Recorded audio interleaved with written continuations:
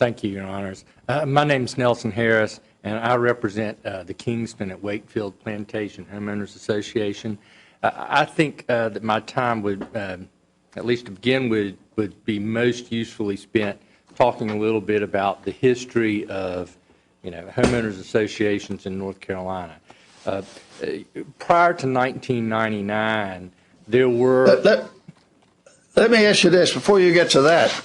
I know that the Homeowners Association had a declaration of covenants. Yes, Your Honor. And I know that the Homeowners Association could have filed its lien with the office and the clerk of court of Superior Court.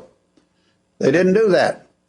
And I note that the Homeowners Association did not comply with the declaration of covenants for perfecting a lien. Is all of that correct? Your Honor, they could have filed Your Honor, they could have filed a lien, but they did not because they didn't anticipate that this bankruptcy was going to be filed. All right, then how did they have the lien? Have they waived that lien? Our argument, Your Honor, is no, that there is a lien that came into existence under the terms of the declaration 30 days after the assessment came due, and that it exists without filing a claim of lien with the Wake County Clerk of Superior Court. I don't want to preempt your argument, but that's not what your declaration says. I think that it is what the declaration says, Your Honor. If you look at Section 1 of the declaration, or my apologies, Article 5, Section 1, it provides that the annual assessment shall be a charge and continuing lien on the lot against which such assessment is made. Your Honor, in that section, subsection A, it doesn't say anything about filing. In Section 12, it says all sums assessed in the manner provided in this article but unpaid shall become a continuing lien and charge on the lot owned by the defaulting owner as of the assessment due date, which shall bind such lot and improvements then in the hands of the owner. I would notice that that doesn't say anything about filing, Your Honor, and if you look at what the Planned Community Act says, under the terms of the Planned Community Act, really you're only going to be effective as of filing. So there were liens in existence prior to the enactment of the Planned Community Act. They generally became effective upon the date that the assessment became past due. And our argument is fundamentally that those liens are not preempted by the provisions of the Planned Community Act. So under your argument, then, the requirement of a written notice of assessment and the filing of that notice with the clerk is all surplusage in that Section 12. Your Honor, just ignore that. It doesn't make a difference, right? Well, yes, Your Honor. It says that it goes and it talks about the creation of the lien and says that it existed 30 days after filing. And then what it says is to evidence the aforesaid lien. You have to prepare a written notice of the assessment lien, specifying the amount, et cetera, and that notice shall be signed by the officer or authorized agent of the association and shall be recorded in the office of the clerk of the Superior Court of Wake County. That's the county where this place is located, right? That is absolutely correct. Down there at Raleigh, right? Yes, Your Honor. Aren't you conflating lien creation with lien perfection by your argument? I would say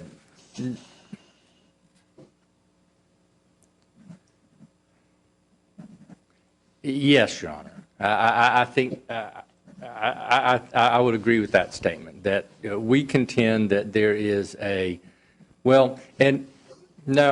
back off from that, Your Honor.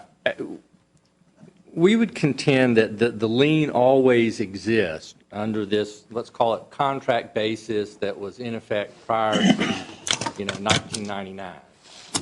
But that to go in and do something in terms of, in enforcing it under the terms of the Planned Community Act or the like, that you would need to file the claim of lien so that you could take advantage of all of those provisions. And that is, under North Carolina law, the exclusive remedy for you, isn't it? Well, that is the question, Your Honor. That is the question for decision by this court. I would say that under the old law, under the pre-1999 law, that you would have these claims of lien that came into existence as it provides for under the terms of the declarations like this one, and they would be in existence, after 30 days. And you couldn't use the power of sale foreclosures that are provided for under the Planned Community Act, but you could just sort of sue on them.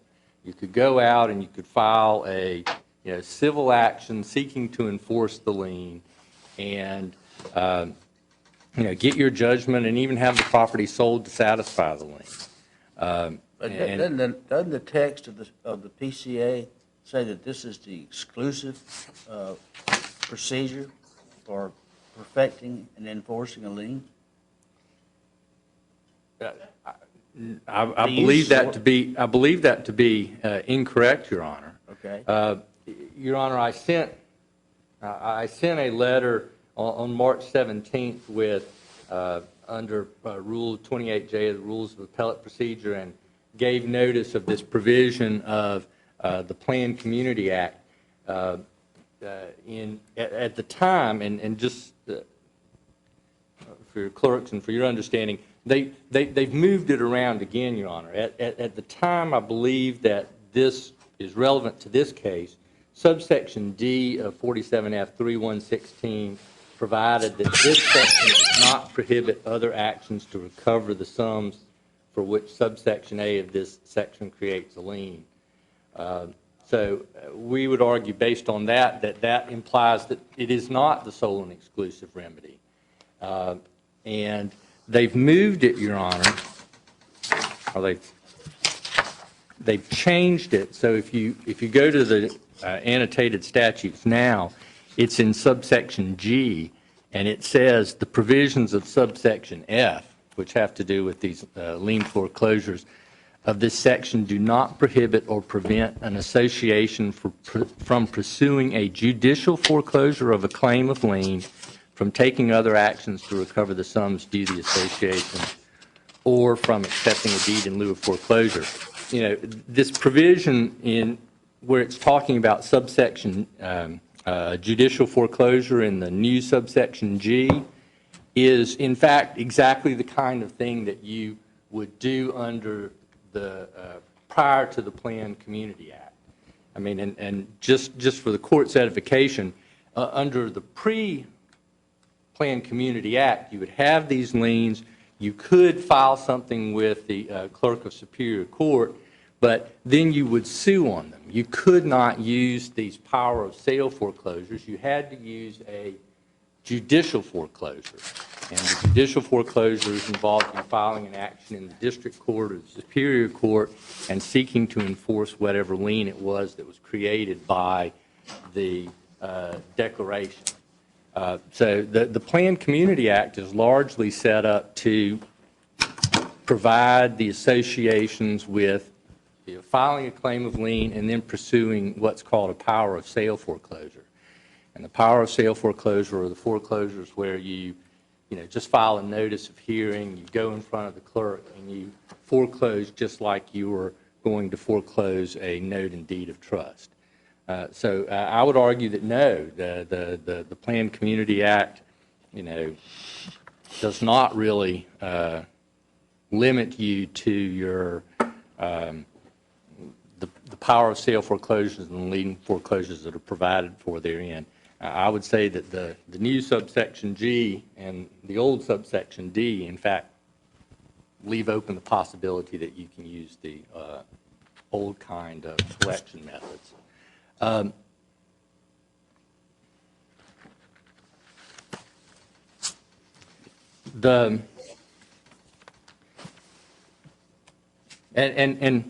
again, that is fundamentally the question here.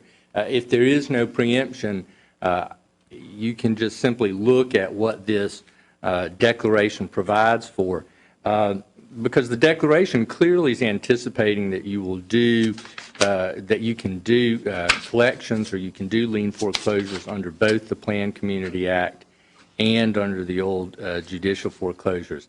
And I would like to point out the language in the declaration that provides for that.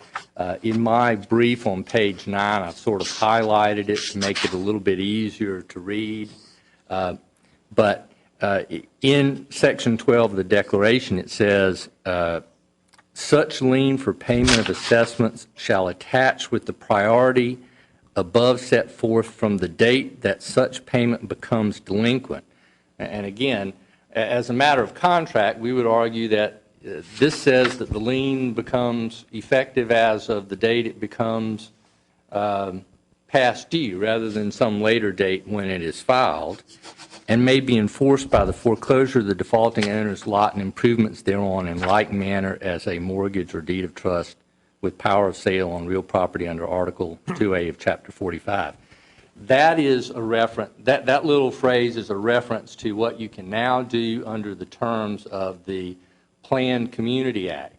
You can do a power of sale foreclosure under under Chapter 45 of the North Carolina General Statutes, just as if the lien were a deed of trust.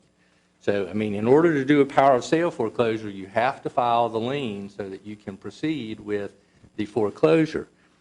But the declaration goes on to say, and or the association may institute suit. So you can just sue for the unpaid assessments and seek to enforce the lien. What are we to do with this language in the statute, which is troublesome to me?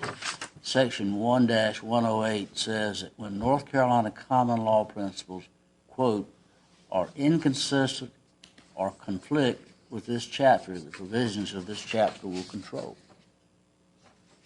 We would argue that this is not a inconsistency, that they have simply provided a new remedy. And in that regard, I would point out the Reedy versus Whitehart case, which unfortunately I was involved in. At the time, Your Honor, I contested the retroactive application of the provisions providing for fines of homeowners for violating declarations, and it was determined by the North Carolina Court of Appeals that it's just an additional remedy. I would argue that there's something similar here, that the common law or the contract-based ability to collect these unpaid assessments still exists, and all that they've done is add an additional remedy. And one thing that I'd want to point out in that case, Your Honor, is that not every planned community is covered by the Planned Community Act. There is a numerosity requirement. So there's lots and lots of little communities out there that are still forced to rely upon the old, let's call it common law. What's this, is this kind of like a golf course development or something there? The one you got? Kingston at Wakefield? Pardon? Yeah. Oh, you know, I don't know. You don't know? I have no idea. Your Honor, I mean, I don't know. I represent 3 or 4 homeowners associations. I've never been to this one. Is there a slew of these cases waiting for the determination of this one? Your Honor, There's only $600 and some involved here. Absolutely. And you guys are expensive lawyers up here. I mean, it's pretty hard to send you up here for $600. It must be. Your Honor, I'm not billing my client. There must be a mass filing of these things. I'm not billing my client for this, just in the interest of. I'm not nosing in. I thought maybe that it impacts, whatever we do impacts a lot of things, whatever Judge Leonard or Judge Boyle did. It does impact a lot of things, and it impacts a lot of things because the way virtually every, and I'm going to be a little bit facetious here for effect, Your Honor. I think that there was an original declaration, before 1999 that, was recorded, and then that every other attorney went through and, worked off of. They all pretty much read the same, and many of them read like this, where they provide for liens to be in existence 30 days after the assessment's due or after they become late or whatever. So, Then they go file. and Your red light's up. Why don't we save some of this for the rebuttal? thank you, Your Honor. Mr. Rowland?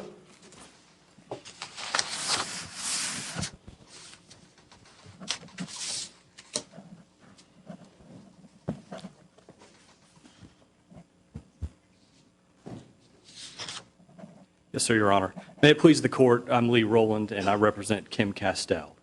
The district court should be affirmed for the following three reasons. First, since the North Carolina Planned Community Act applies to Kingston at Wakefield Plantation, the failure to file a claim of lien pursuant to the statutory procedure, it only entitles Kingston to a general unsecured claim in Ms. Castell's bankruptcy case. Second, Kingston does not have a perfected continuous lien because the common law is inconsistent and conflicts with the PCA's statutory procedure that requires the filing of a claim of lien, and therefore the PCA's statutory procedure controls this issue. Now, lastly, Kingston's declaration is invalid and unenforceable to the extent it impermissibly varies the PCA statutory procedure for obtaining a lien for unpaid assessments. Now, it's undisputed that Kingston at Wakefield Plantation is subject to the Planned Community Act.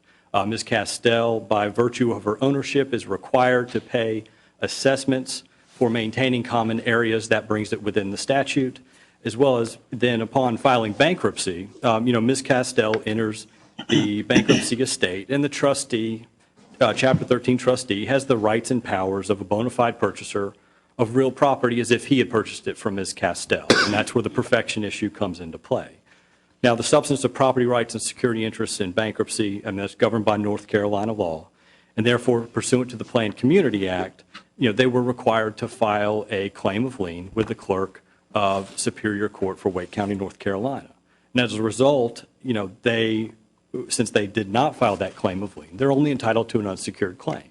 Now, as to the common law theory, as far as the fact that they have this continuous lien that's based on the common law, that doesn't really work with the Planned Community Act because it's both inconsistent and it conflicts with the procedure requiring the filing of a claim of lien. Kingston cannot obtain this perfected security interest against Ms. Castell's home for unpaid assessments without anything on the public record. The whole purpose of this claim of lien procedure was to clear up the issues with the public record.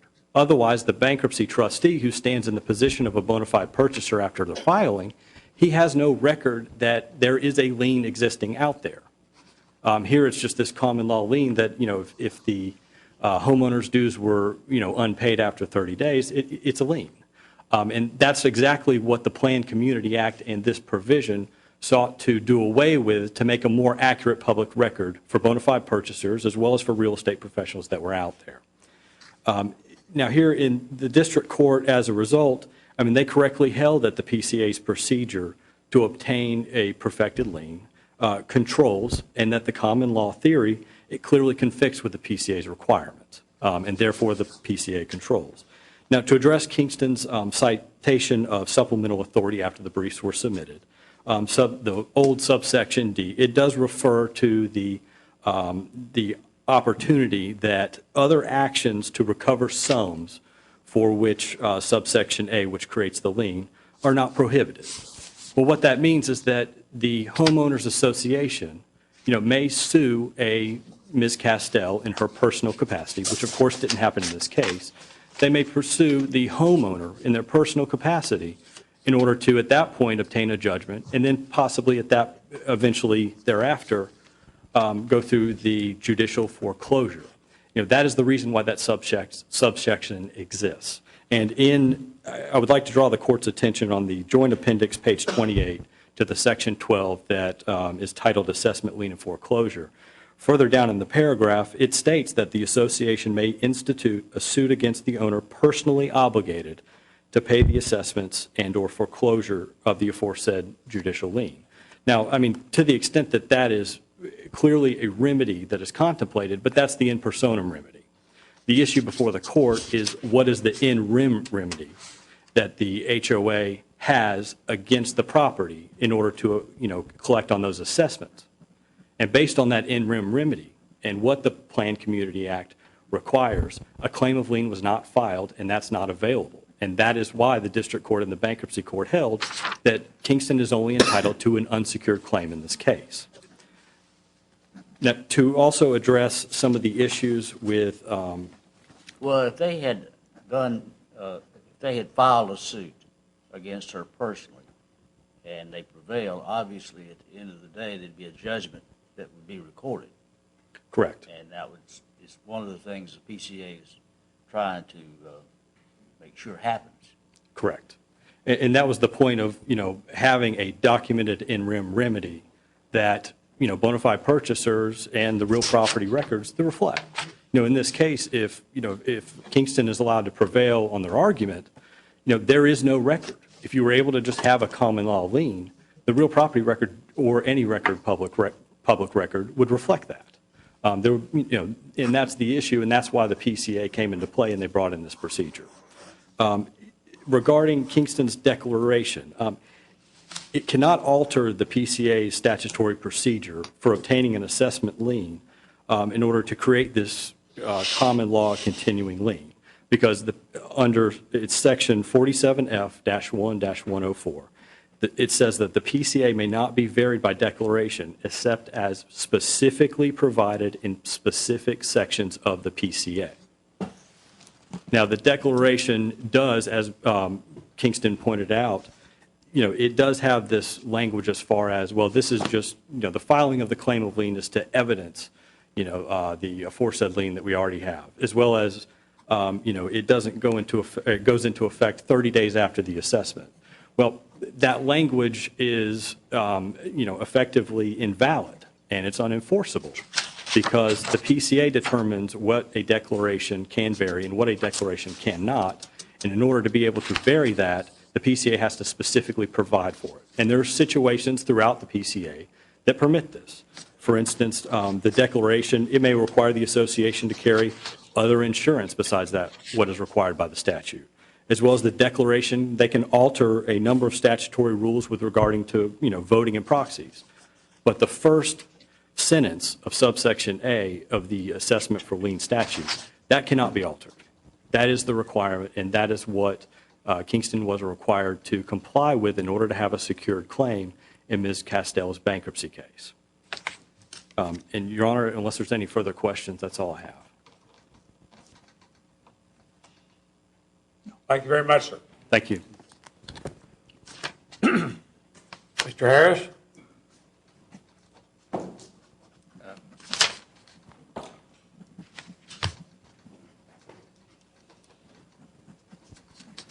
Thank you, Your Honor. I'd like to focus on two things. One, in my original time, I didn't finish a point I wanted to make about the terms of the declaration. In this Section 12 of Article 5, it provides for three potential remedies with respect to the lien. The first is the power of sale foreclosure. The second is, it says, and/or the association may institute suit. And the third is, and/or foreclosure of the aforesaid lien judicially, or may seek other available remedy or relief. So this declaration contemplates that you can do something other than the power of sale foreclosure that's set forth under the Act. And when they're talking about the aforesaid lien, we would respectfully assert it means that the lien that it describes as being in existence from 30 days. Your Honor, and at the bottom of that section it says the provisions of this Article 5 shall be in addition to the provisions of the applicable laws relating to liens. I presume that that's a reference to the Planned Community Act. In terms of how this might affect things, when a real estate attorney is doing a closing in North Carolina these days, and there is a piece of property that is in a planned community, they contact the property manager for the planned community, and they get a an assessment amount owing from the property manager or from the board of the association if there's not one, and they pay that amount off at the real estate closing. And they pay it off at the real estate closing because virtually all declarations contain language like this, where it provides that there is a lien for unpaid assessments. So that's in existence without recording. So the primary impact of upholding the district courts and the bankruptcy court's decision is now closing attorneys will be able to, simply say, well, if there's no lien out there, we don't have to worry about it. So the reason we're here is because that will There's cause. no lien out there. By that you mean if there's no lien recorded at the courthouse. If it's not recorded at the courthouse, Your Honor, under the district court decision, under the bankruptcy court decision, why do you have to go and contact the homeowners association to find out what is owing? And you do it now, and they've done it since before the Planned Community Act Is there because any evidence of that in this record? I never heard, you're up here testifying about how property lawyers do it. That's not how the property lawyers did it in my state when I did this kind of stuff. to the best of my We went to the knowledge, courthouse and looked up the record. this record is very thin and says nothing about that. And I think that, there's only 2 states, maybe 3 now, that even have the Planned Community Act based on the Uniform Planned Community Act. I want to say it's Pennsylvania and North Carolina. What we're talking about is whether your lien is, you're a secured creditor or an unsecured creditor. So under your theory, you'd be an unsecured creditor, wouldn't you? Under my theory, we'd be a secured creditor after the 30 days because that's what the declaration says we are. And that is our argument. Our argument is that the Planned Community Act is not the sole and exclusive remedy, that these liens that are created by contract are valid and in existence. And perhaps you can't enforce them using the provisions of the Planned Community Act unless you record a claim of lien with the clerk, but they're still out there. And finally, with respect to this argument that you need to have a claim of lien in the record to know that there's this obligation out there, well, declarations are in the chain of title. And people can look at the declaration and find out how much is owing in the same way that they can contact a first or a second mortgage holder and find out how much is owing on the deed of trust. Declarations are in the chain of title. People can see and they can find out the amount that's owing by asking. Thank you very much, sir.